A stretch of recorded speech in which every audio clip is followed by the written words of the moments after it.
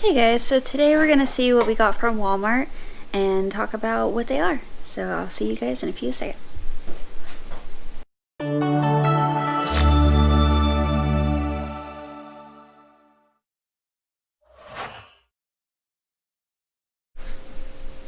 Alright, so my husband and me went to Walmart and I like some of the Pioneer Woman stuff, so he saw these, and because he likes the red and the silicone tips, he grabbed this one.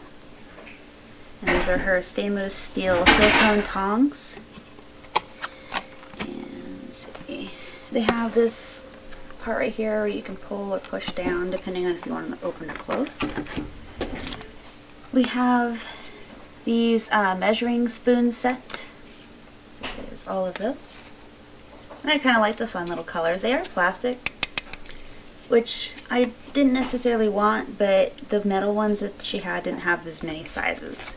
So they have all the way from 1/8 to 1/8 teaspoon to 2 teaspoon, and then from 1 tablespoon to 2 tablespoon with only 1.5 as an in-between for the tablespoons.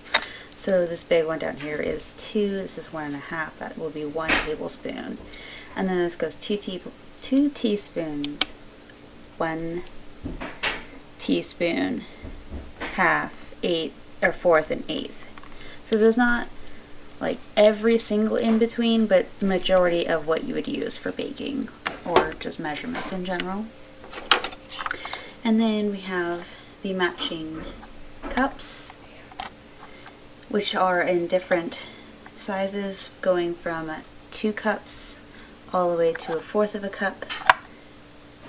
And you have basically all of the measurements consecutively there, so you go 2, 1.5, 1 3/4, half, 1/3, and 1/4. And then these also match, so they're like fun, pretty colors.